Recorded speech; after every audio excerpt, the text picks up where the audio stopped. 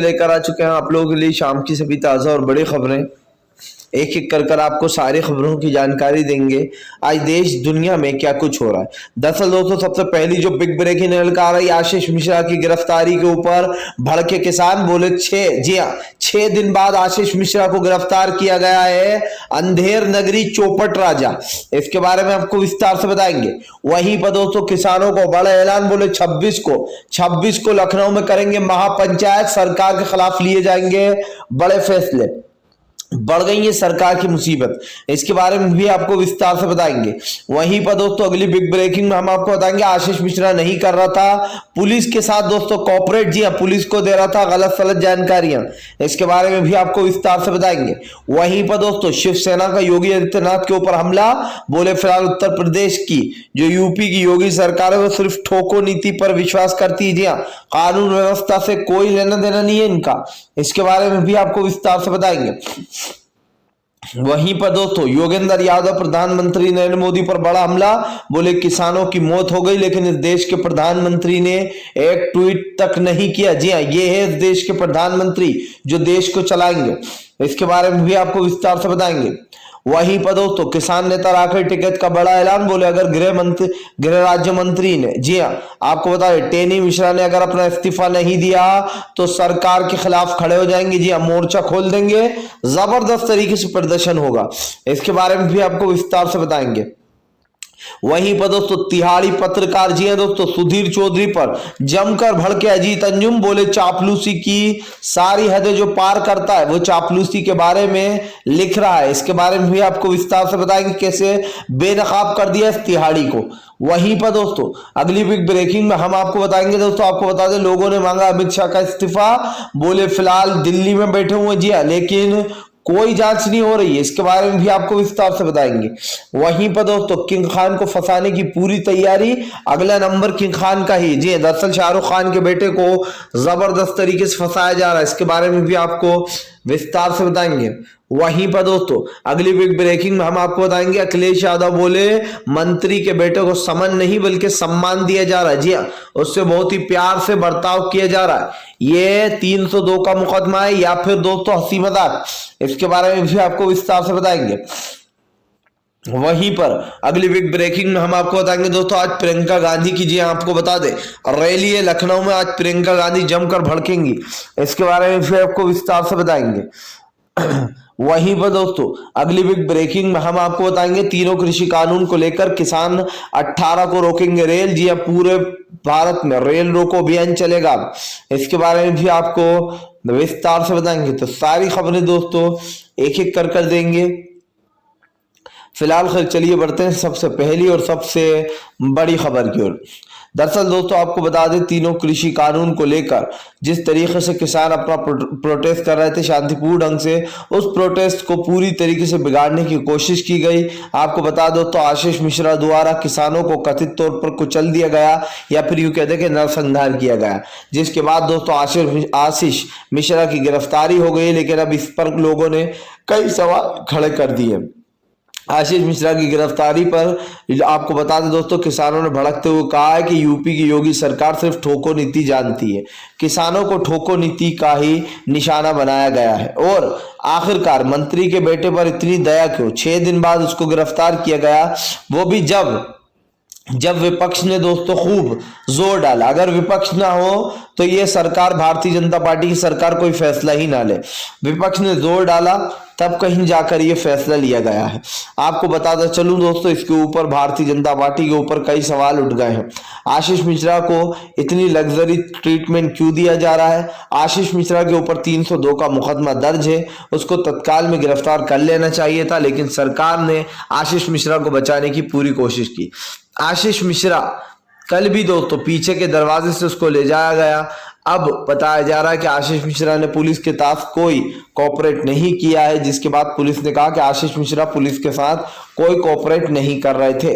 इससे साफ हो जाता है दोस्तों कि आशीष मिश्रा ने एक तरीके से आशीष मिश्रा ने जिस तरीके कथित तौर पर किसानों को उड़ाया था ये वीडियो सामने आए और वीडियो सामने आने के बाद ये बात साफ हो जाती है कि आशीष मिश्रा कितनी दलीलें दे दे, कितना ही कुछ बोल दे, लेकिन उसकी सच्चाई जो है दोस्तों वो सामने आ चुकी है। और देखिए आप लोग कि इनके अंदर हिम्मत कितनी है। किसानों को कुचलने के बाद इन लोगों में इतनी हिम्मत है कि ये लोग झूठ बोल सकते हैं। फिलहाल खैर चलिए हम बढ़ते दोस्तों एक और अगली ब्रेकिंग की तरफ। बता दोस्तों अगली जो बड़ी खबर निकल कर आ रही है, आपको बता दोस्तों योगेंद्र यादव बोले 18, जी हाँ 18 को रेल रोक और 26 को महापंचायत की जाएगी लखनऊ में। दरअसल दोस्तों तीनों कृषि कानून को लेकर अब जो यहाँ पर किसान 26 को महापंचायत करने जा रहा है। 26 को महापंचायत के बाद दोस्तों आपको बता दें लखनऊ में ये महापंचायत रखी गई, जिसके बाद भारतीय जनता पार्टी की मुश्किलें जो है वो और भी ज्यादा बढ़ चुकी हैं। योगेंद्र यादव ने बताया कि 26 को महापंचायत इसलिए रखी गई है क्योंकि इस महापंचायत में कृषि कानूनों को लेकर काफी बड़े अहम मुद्दे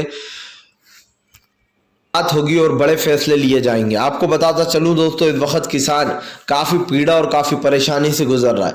लगातार दोस्तों 1 साल से बैठे हुए किसानों को अभी तक इंसाफ नहीं मिला है। लगभग 1 साल हो गया दोस्तों इन 3 काले कानून को लाए हुए, लेकिन मोदी सरकार के लिए कानून इतने जरूरी है कि किसानों के ऊपर गाड़ी चढ़वाई जा रही है, उनके सर फुड़वाए जा रहे हैं, लेकिन काला कानून वापस नहीं लिया जा रहा है। क्या दोस्तों इससे पता नहीं चलता कि सरकार को देश और दुनिया से ज्यादा इन काले कानूनों की पड़ी है। जो इस किसान के हाथ का आप अन्न खाते हो, जो किसान आपको अन्न खिलाता है, उसी किसान को आप टारगेट कर रहा हो। इससे एक चीज तो साफ हो जाती है कि आप किसानों के समर्थन में नहीं हो, आप उन लोगों के समर्थन में हो जो किसानों को पीटते हैं, मारते हैं।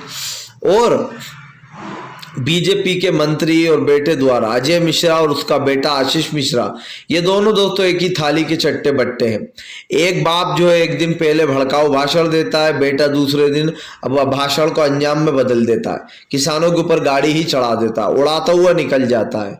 सोचिए दोस्तों एक मौत, अगर किसी के परिवार की एक भी जान चली जाती है तो पूरा परिवार बर्बाद हो जाता है समझिए।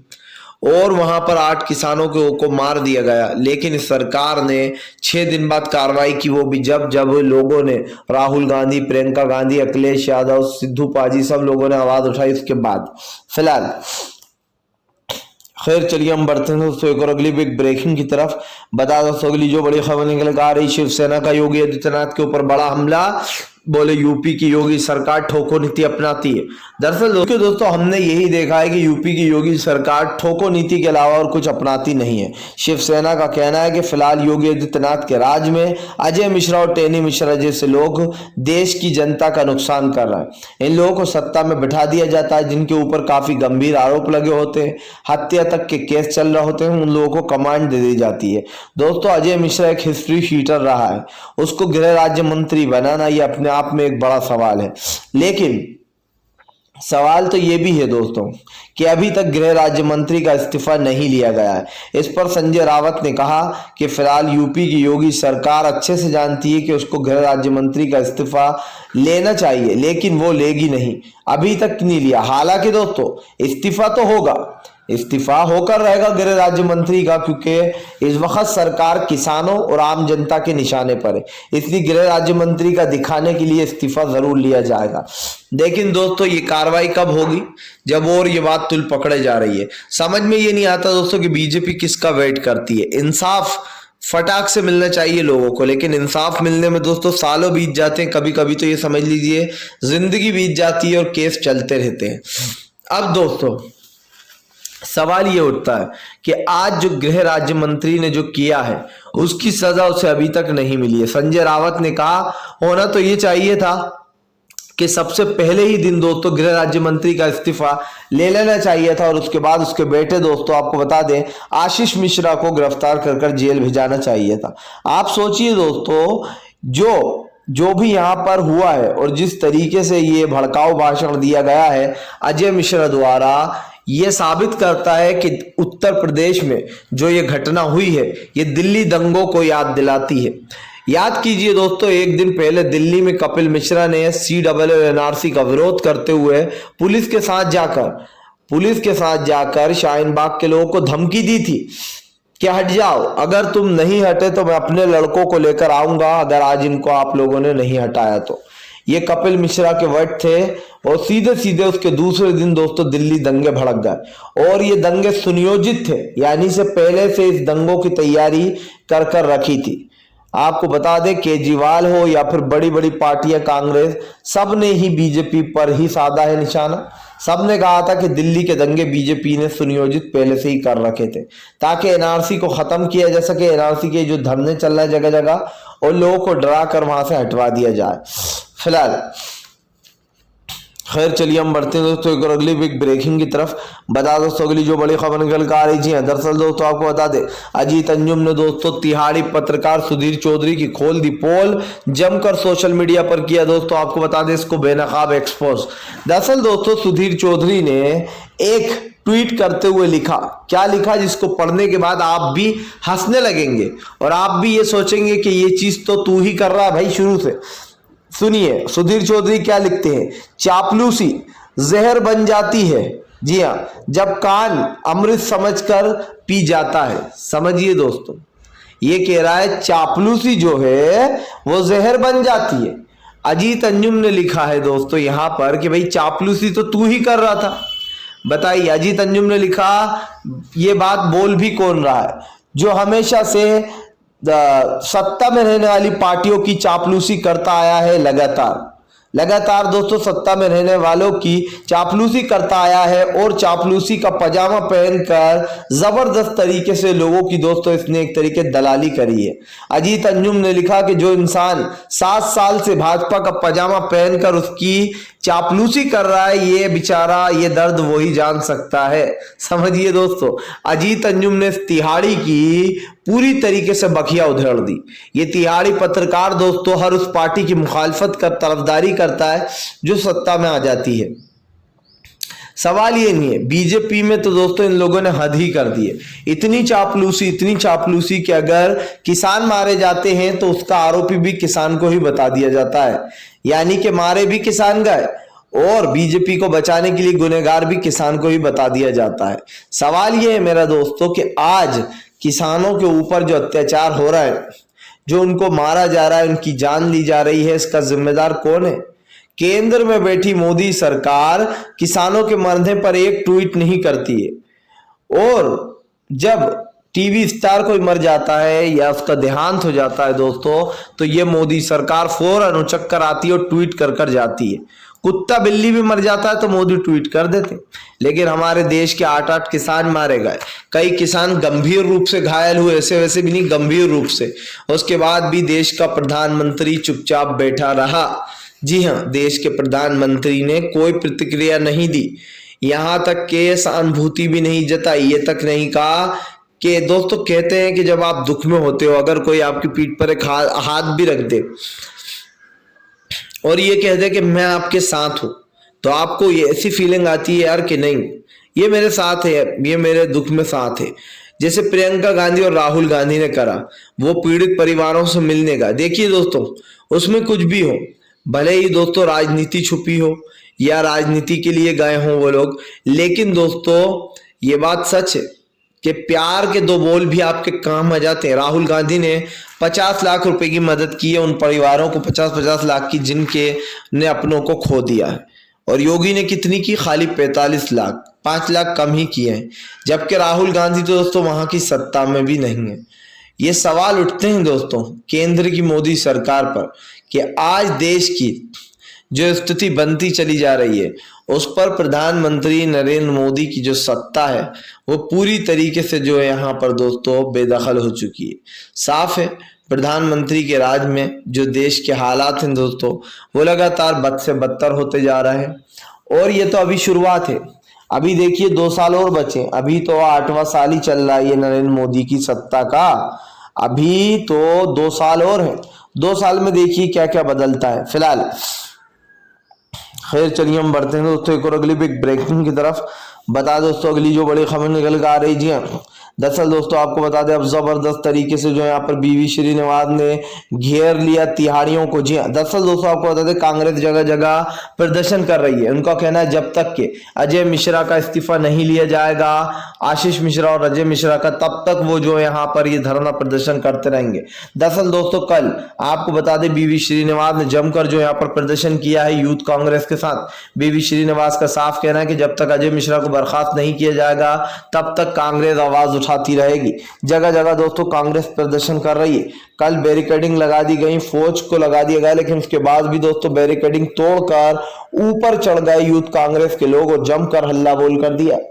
ये साफ है दोस्तों, ये साफ है कि बीजेपी किसी तरीके से अपनी साख सत्ता को बचाने की कोशिश कर रही है। लेकिन मजा पता है क्या आ रहा है दोस्तों, कि यहां पर बीजेपी चाहकर भी इस बार सत्ता में वापसी नहीं कर पाएगी, क्योंकि अब नरेंद्र मोदी जो है दोस्तों पूरी तरीके से एक्सपोज हो गए।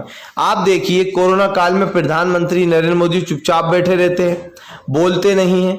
योगी आदित्यनाथ ठोको नीति अपनाते हैं। अगर कोई गरीब पर शक भी हो जाता है तो ये लोग उसको गोली मार देते हैं, ये कहकर कि ये तो आतंकवादी था। बाद में जब उसकी सच्चाई निकलकर सामने आती है दोस्तों तो पता चलता है कि नरेंद्र मोदी की सरकार एक निकम्मी सरकार है, जो सिर्फ दोस्तों सत्ता में बैठे हुए लोगों को आराम करा रही है। इनको कुछ लेना देना नहीं है दोस्तों देश में क्या चल रहा है फिलहाल। खैर चलिए हम बढ़ते हैं दोस्तों एक और अगली बिग ब्रेकिंग की तरफ। बता दोस्तों अगली जो बड़ी खबर निकल कर आ रही है, दरअसल दोस्तों आपको बता दें चाचा शिवपाल का बड़ा ऐलान, बोले भतीजा अखिलेश यादव को देंगे समर्थन। दरअसल दोस्तों अखिलेश यादव को लेकर शिवपाल ने बड़ा ऐलान कर दिया। उनका कहना है हम भी चाहते हैं कि अखिलेश यादव सीएम बने, लेकिन उत्तर प्रदेश की लखीमपुरी घटना पर चाचा शिवपाल ने काफी दुख जताते हुए कहा है कि भारतीय जनता पार्टी तोड़ो नीति अपना रही है। आपको बताया दोस्तों यहाँ पर सीधा जो यहाँ पर हमला बोल दिया है चाचा शिवपाल ने। शिवपाल का कहना है कि फिलहाल जिस तरीके से उत्तर प्रदेश में किसान लखीमपुरी में जो घटना हुई है उसने हर एक का जिसके भी अंदर इंसानियत है उसका दिल दहला दिया। और ये बात सोचने वाली है कि किसानों के ऊपर इस तरीके से ट्रैक्टर चलाना और गाड़ियां चलाना ये कहाँ का इंसाफ है। उसके बाद अजय मिश्रा जैसे लोगों को बर्खास्त नहीं करना, अभी भी पार्टी में बने रहना। और दोस्तों इन जैसे लोग ही हमारे देश का नाम डुबाते।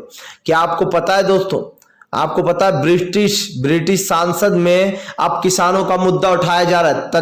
तनमीज सिंह है दोस्तों कोई, उन्होंने, जी हाँ ये आपको बता दें ब्रिटिश के दोस्तों सांसद है तन्मयजीत सिंह, उन्होंने इस मुद्दे को उठाया और कहा है कि फिलहाल जिस तरीके से किसानों के ऊपर नरसंहार हो रहा है भारत में, इसको रोका जाए और किसानों को जल्द से जल्द इंसाफ दिया जाए। किसानों की मौत पर दोस्तों ना सिर्फ ब्रिटिश बल्कि दोस्तों कनाडा ने भी सवाल उठा दिए हैं। कनाडा के सांसद, कनाडा की जो यहाँ पर दोस्तों वहां पर भी उनके सांसदों ने भी इस सवाल को उठाया है। और फार्मर्स के ऊपर जो भी किया जा रहा है और जिस तरीके से उनको परेशान किया जा रहा है, उनके ऊपर नरसंहार हो रहा है, इसको लेकर आपत्ति भी जताई है फिलहाल। खैर चलिए हम बढ़ते हैं दोस्तों एक और अगली बिग ब्रेकिंग की तरफ। बता दोस्तों के लिए जो बड़ी खबर निकल कर आ रही है, दरअसल दोस्तों आपको पता लखीमपुरी घटना पर भड़की प्रियंका गांधी, बोले आखिर कब तक ऐसे किसानों की जान जाती रहेगी, कब तक भारतीय जनता पार्टी किसानों की जान लेती रहेगी। दरअसल दोस्तों आपको बता दें प्रियंका गांधी इन दिनों यूपी में काफी उभर कर सामने आई है। प्रियंका गांधी की राजनीति को दोस्तों एक काफी मास्टर स्ट्रोक माना जा रहा है। दरअसल दोस्तों प्रियंका गांधी ने न सिर्फ जो यहाँ पर हेल्प की है, बल्कि प्रियंका गांधी ने ये बता दिया है कि इस वक्त जो यहाँ पर उत्तर प्रदेश में क्या चल रहा है, ठोको नीति अपनाई जा रही है। और इसीलिए दोस्तों प्रियंका गांधी के 4 दिन जेल जाने के बाद से प्रियंका गांधी की पॉपुलैरिटी लखनऊ और उत्तर प्रदेश में लगातार बढ़ती चली जा रही है।